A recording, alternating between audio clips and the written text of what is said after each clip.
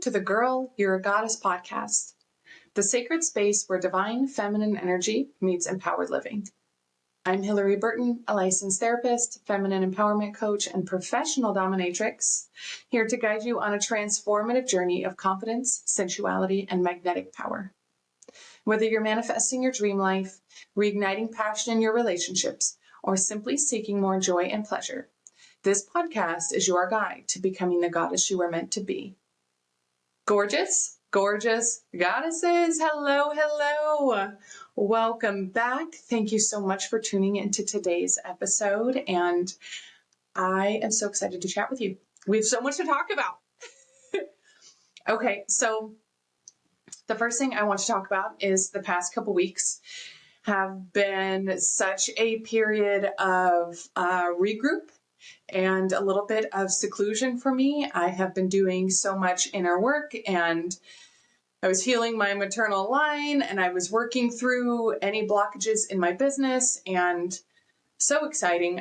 So I've actually been doing a lot of Kundalini energy and really tapping into like my masculine sun daddy energy.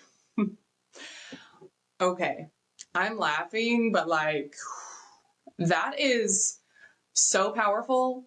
And connecting my healed masculine energy with my healed feminine energy and bringing those forces together, the sun and the moon combining in my root and my sacral chakra, and like, oh my gosh. You mix that with some of your sexual energy, like start doing some magic with that. That has been literally life-changing.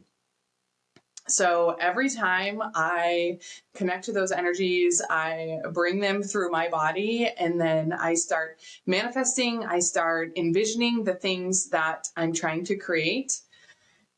Every time afterwards, I will have a massive download, like a huge activation of life purpose, not just like, oh, I want to do this in my business, but like serious life purpose, tying everything together. It's been wild. I had probably one of the biggest activations, downloads, epiphanies, whatever you want to call it, last night about the vision and the movement and where all of this is going. And it finally clicked for me how all of this is going to tie together. Because initially my women's coaching was very separate from my Dom world, and then I combined them, but they still felt separate because it wasn't the same energy and they weren't aligned. And so about a month ago, I finally had the download and the activation again. After some of that sex magic, I had the activation of combining them and really honing in on what I wanted that to look like, and the aesthetic and the vibe and the message and the alignment and the clients. And so I got so clear on that, and that's been magical. And the energy into creating things for that business now is so different than it was before. Like, it doesn't feel obligatory. It doesn't feel pushing. I'm excited to create. And what's interesting is because I was in seclusion for a little bit, I feel like I've come back out into the world now. So I went to a few networking events, and I saw people that I haven't seen for maybe 6 months or so. And every single one of them commented about the difference in my messaging and how I'm showing up, and how they could feel that there was this transformation and this change. And I was like, oh, that means it's working. That means the message that I was intending to put out is being put out that way, which is incredible. I am so happy that it's being received the way I'm intending it. That's important. And so, massive download last night. I can't share too much yet, but it aligns everything. It brings it all together, and it fulfills the vision and the movement that I have. And it is a way to get all of this out into the world in a very powerful, holistic package. So anyways, it's been incredible energy. And I feel like I'm just kind of coming back into the world. Hello again. I'm back. And so I was listening to, it was actually another podcast. And if you don't know, I'm very much into Chat GPT and AI, and not necessarily the creation part of it, but the analytic part of it, right? And so someone asked a question about if you were going to, hold people back in this area, or if you wanted the world to be like this, how would you do it? And I was like, oh, I have a question. If you wanted to hold women back from their greatest power, from living the lives they were meant to live, how would you do it? Guys, see, that's a problem right there. Goddesses and disappointments, or goddesses and men of goddesses, ladies and offspring of ladies. Okay, that was a tangent. I'm chaos today, all right? So, back to the question though. If you did not want women to be powerful, if you wanted to hold them back from everything they were capable of, how would you do it? And the answer is our exact society today. Let's get into it. Okay, so I'm actually going to read you the exact question I asked, so that way you know why chat is giving me the answers it's giving. If, as a society, you wanted to hold women back from starting businesses, creating financial freedom, and building movements for women empowerment, while also limiting their self-worth, confidence, and inherent value, how would you do it? The first step is to undermine self-worth from the start. So literally starting when we are little girls, judgment and obsession about our appearance, about acceptance, about not being worthy, about needing to be productive to be worthy, worrying about what we look like, competing with other girls, the idea that our value is in our likability and how much we please others and how much we're able to serve others and do for other people.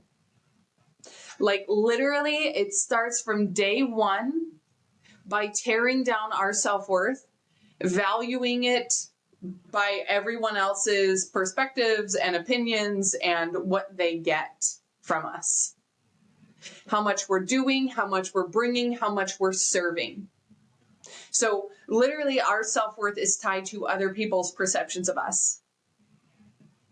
Our looks, our service, our productivity. And so in turn, literally training us to seek validation externally.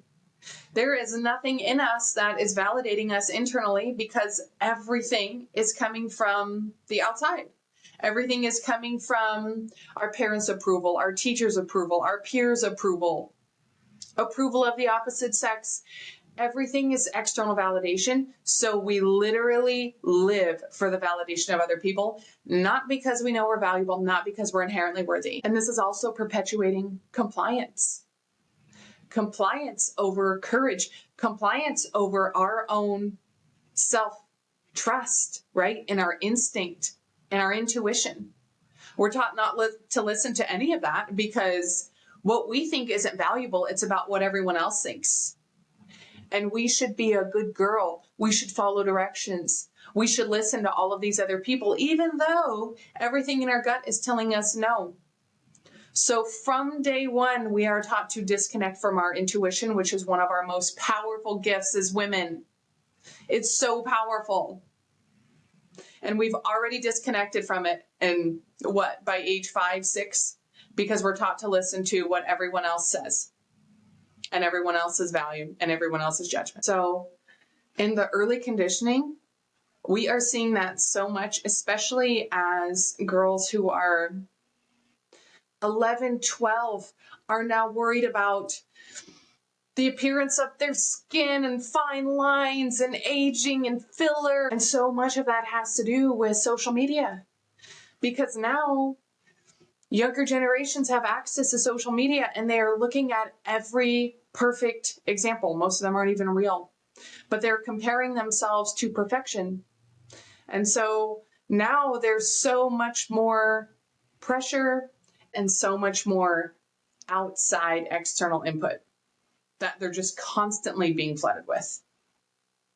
So that's the first stage of the conditioning, is our self-worth and our value and the ideals of perfection and of compliance. So step 2 goes into disempowering women financially. And this is where our lack and scarcity mindsets come in. This is where the fear comes in about money. This is where the double standards and the masculine versus feminine ideals come in, because we're taught that everything in business, everything in entrepreneurship is masculine, and we as women shouldn't be involved in that, right? It's masculine, it's for men. We can't be doing those things. And so it discourages us from taking risks, from being assertive, from speaking our mind, from leading. How many women do you know that are better leaders than men? I know a lot. I can't tell you how many situations I've been in where it's me and multiple men, and I'm the one leading. I'm the one coming up with the ideas. I'm the one problem solving in a logical way. If I haven't said it on here before, I'm going to say it now. Women are the natural leaders. Women are the natural leaders. This is nothing against men. It's not that you're weak. It's not that you're incapable. You are just not the natural leader. If men weren't the natural leaders, they wouldn't need to put all of this structure and all of this oppression in place to keep women submissive.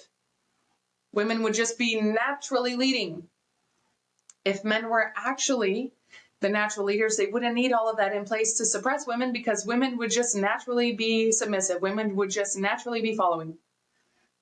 But because there's all this tension, because the structures are falling apart, because women now have freedom and we now have choice outside of being tied to a man who's abusive and cheating and narcissistic and controlling. We don't need to be tied to a man for financial security anymore. Now we have an option. Now we have freedom. And so now that women can do that, women are stepping into leadership roles, and we're like, oh, this is natural. Oh, why was I following men? So the whole classification of entrepreneurship and business and taking risks and being assertive, all of that being tied to the masculine, is supposed to turn women off from it, right? Well, that's not feminine. That's not your place. You shouldn't be doing that. And we know that entrepreneurship is one of the most successful routes for people financially. Sure, you can do really well for yourself working up in a business, but if you want to make massive, wild amounts of money, it's entrepreneurship. And so women have been so discouraged from this through every outlet, and we've been taught to fear it. We've been taught to fear wealth because of greed or corruption or overconsumption, or you're a gold digger, you're a money whore, you just want him for his money. Why do you want all of these materialistic things? You're selfish. Women have been taught that their wants and needs are selfish and greedy and corrupt.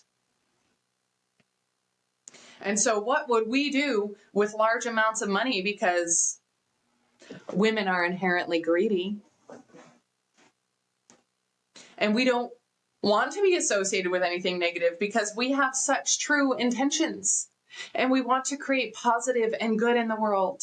And so when someone says, you're selfish or you're greedy or you're a gold digger, we're like, oh no, not me. Not me. I'm just going to be okay over here with like the little bit that I have, the little bit that my husband decides to give me. And I'm just going to live this mediocre, simple life because I don't want anyone to think I'm greedy.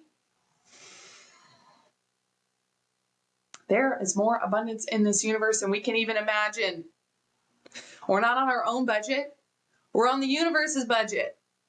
And you having abundance doesn't take away anything from anyone else. It actually empowers other people, because once you've done it and you've created it, they're like, oh, if she can do it, I can do it too. That's the power. But because we kept women out of these spaces for so long, and they are still still shushing and hiding and shoving these stories about women under the rug. I guarantee you know many, many, many more successful men than you do women, or know of. You don't have to know them personally, but like know of. Because they don't talk about it.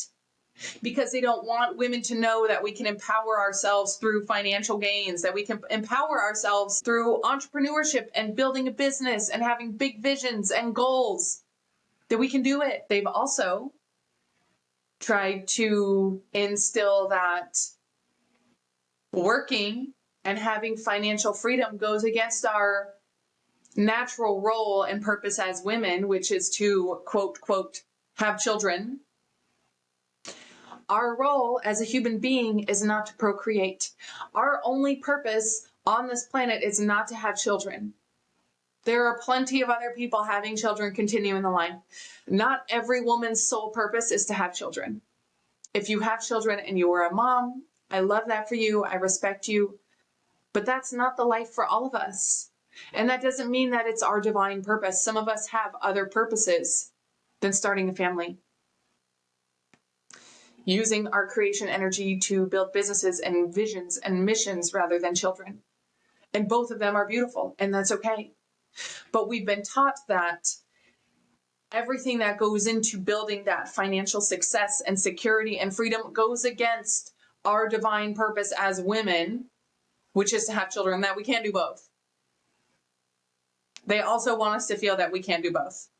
And so not only are they telling us that our divine purpose is to have children, but then everything in society makes it so difficult for women to have children and financial freedom. The lack of childcare, the expenses of childcare, just the expenses of everything in general, requires two people to work, right? And then the woman is still doing all of the emotional and physical labor at home. So unless you have a very awakened, devoted partner, as a woman, it is going to be so hard for you to dig out of the trenches of your day-to-day 9 to 5 to build yourself financial success and financial freedom while raising a family. It's literally keep women busy, keep women exhausted, keep women doing all of the labor at home so that they can't go out and build financial freedom for themselves. They don't even have the energy.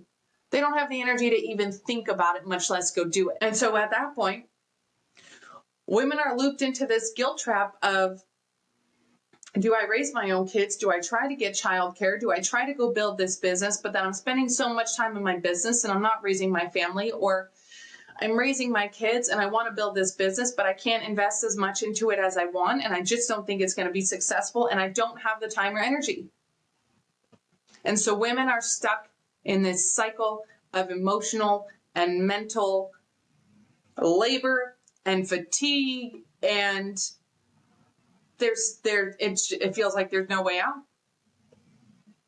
And that's the point. It's by design. It is by design to tell women that their number one purpose on this planet is to have children, and then to bog them down with the mental and physical labor of raising a family so that they don't have any of the energy to go out and create financial freedom for themselves.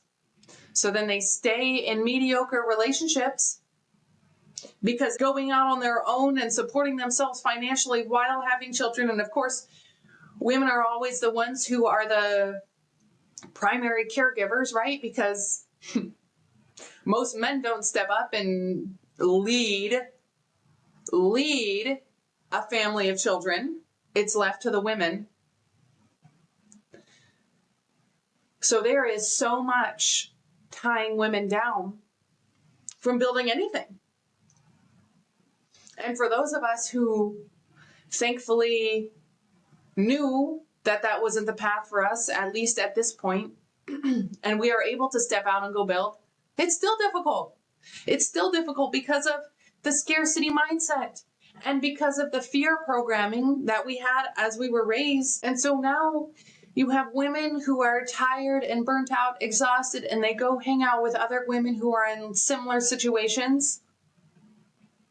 And you know what it becomes? Competition.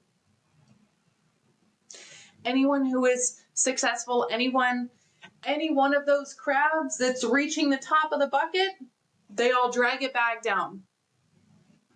Because it becomes competition, not collaboration. Because it is too entirely painful to see someone out there living the dream and the reality that you wish you could have, that you know you won't have, that you feel is out of reach. And the more you feel it's out of reach, and the more you tell yourself you won't have it, it will never happen for you. So all of these women are stuck in this vicious cycle. And now it's competition. Now it's competition with other women about families, about finances, about appearances, about fitness. One of our most incredible gifts as women is building community. Building community, supporting one another, and lifting each other up. And because we were in such fear and scarcity mindsets, and now so many women feel just absolutely trampled on, it's competition rather than collaboration. And that's where we shine. That's one of our powers. So also related to that, that woman, that crab who's trying to claw her way out of the box and get herself her financial freedom, those are the successful women who are demonized, who are shredded, who are literally ripped apart on social media every single day because they didn't do this right, or they didn't do that right, or she's too much in her business and she's not a good enough mom and she does this and she does that. When have you ever seen that about a man? When has anyone ever interviewed a man and said, wow, how do you have a career and kids? How did you start this business while single parenting your kids? Because that burden isn't on men, it's on women. By design.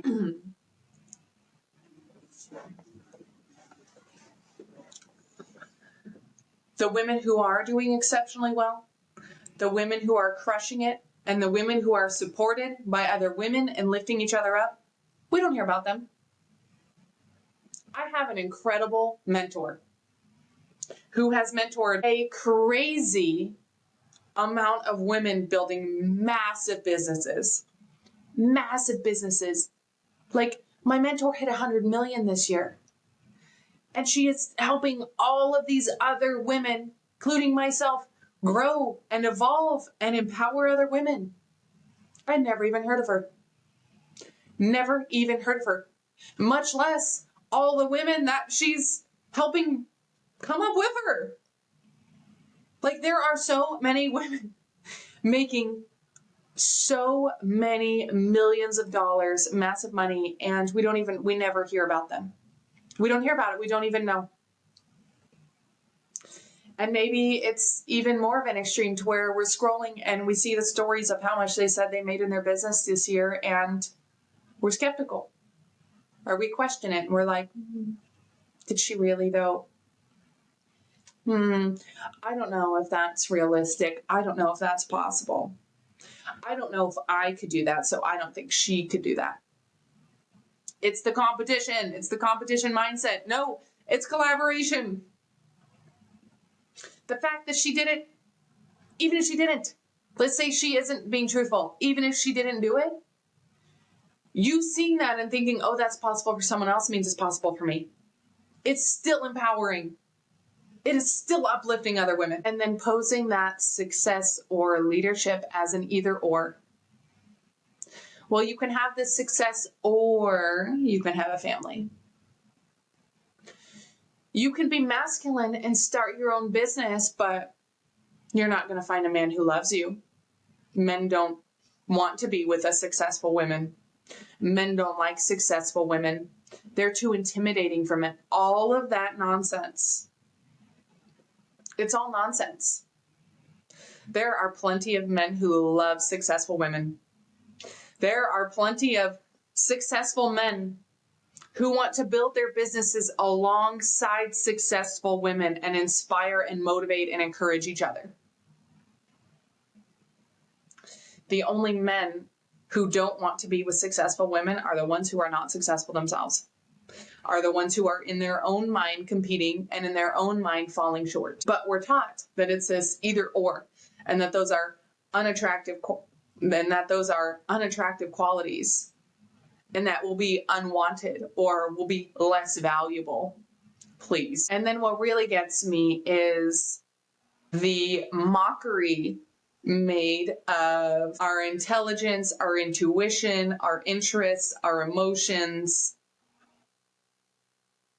Our intuition is one of the most powerful gifts in the universe. And we're taught to disconnect from it. We're taught that it's untrustworthy. We're taught that it's woo-woo, that people laugh about it. Oh, your intuition told you that? Okay, get some real evidence. My intuition is more trustworthy than any man I've ever met. Okay. We have this gift for a reason.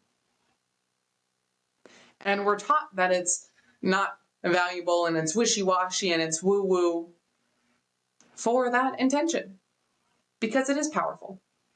And it's to remove that power from women.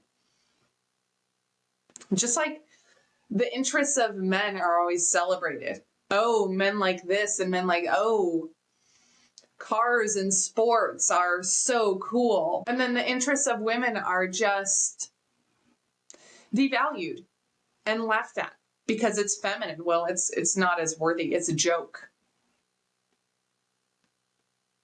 Our emotional intelligence is such an incredibly valuable skill. I was talking with someone the other day, and she owns a marketing company. And we were talking about emotional intelligence versus men and women. And she's like, I work with a lot of male-owned companies, and we have to constantly consult with them on client retention. So they're great at the initial sales process about getting people in the door, but they have a really hard time retaining clients. Why? Because there's so little emotional intelligence and connection and relationship made with those clients. They literally make their straightforward transaction, deal done, everybody's happy. And she said that's something that she's never had to train her female-owned businesses on. The female business owners had great retention statistics because they created a relationship. They built a connection because they valued emotional intelligence. It wasn't just a transaction for them. They're building a connection. That is also one of our greatest gifts in business and entrepreneurship. And we value that in other businesses. I would much rather work with a business, male or female owned, who values me, who values my client journey, and who builds a connection with me rather than just saying, well, here you go, here's a transaction. Don't care if I ever hear from you again. That's not as valuable to me. I would like a connection. But that's laughed at. And it's made a mockery of because it's a skill and an inherent value of women and the way we run business. Like our spiritual, emotional intelligence and our intuition is literally the wisdom that drives feminine leadership. That's how we lead. That's how we create success. That's how we create relationships and connections. That's how we build all of this. And we're taught that it's not valuable. We're taught not to trust it. And we're taught to build a business in a masculine way. And then not only are we taught to build business in a masculine way, we don't flow without, we don't work that way. And then we're mocked about it. And then we're told that we're unwanted and we're not valuable.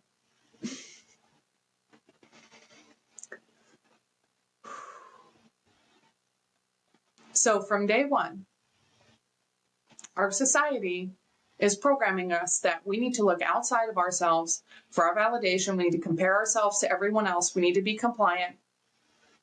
And our only purpose is to serve and be seen by others. And our value comes from that.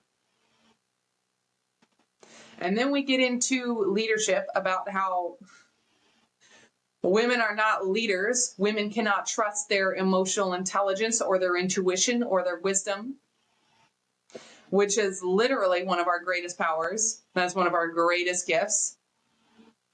And then we're taught to use that in competition with other women, not in collaboration. Because if we were collaborating with all these other women, we would be building each other up. We would be empowering each other.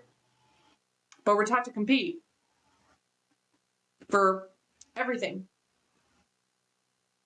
Add in the unrealistic expectations of social media and the constant barrage of perfection, real or fake, all of these expectations to keep us so wrapped up in what we look like, what everyone else is doing, what other people think of us, that we don't have the time or the energy to create freedom for ourselves.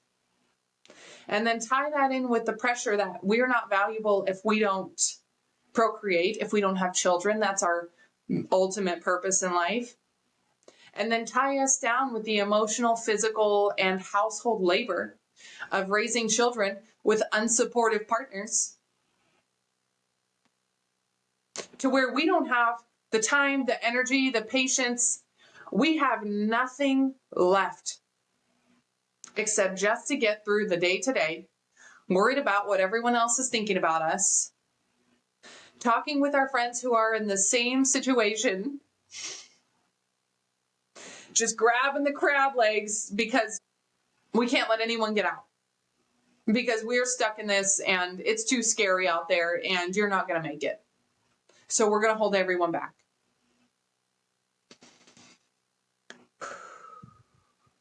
No more are we trapped in this cycle of fear and lack and scarcity and lack of freedom.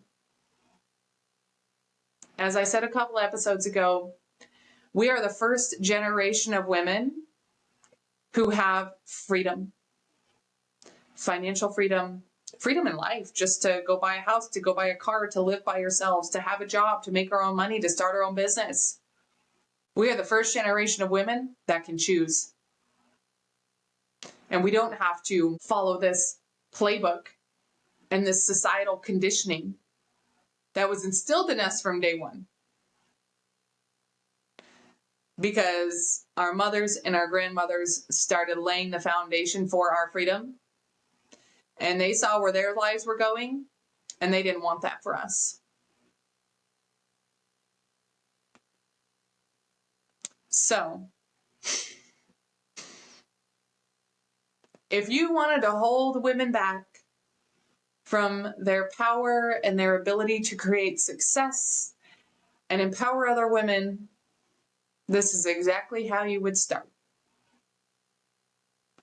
This was so eye-opening for me too, because I know we have a lot of programming and I know there's a lot of societal conditioning around that. But to see it laid out so clearly at every stage of our life, and the lies that we are sold about this dream reality and getting ourselves in these situations where there's no going back. We're changing it. That's what we're doing here. That's why I'm here. And I'm pretty sure that's probably why you're listening to this episode, because if you made it all the way through my chaos in this episode, then you value what we're doing here. And you value the awakening of the feminine energy, and you value empowering women and helping each one of us lift each other up. Thank you all so much for tuning in today. If you know anyone who would benefit from this episode, please, please, please share. And I would also love if you can write me a review. Getting engagement and sharing is the best way to get this message out. So I will see all of you lovely goddesses next week.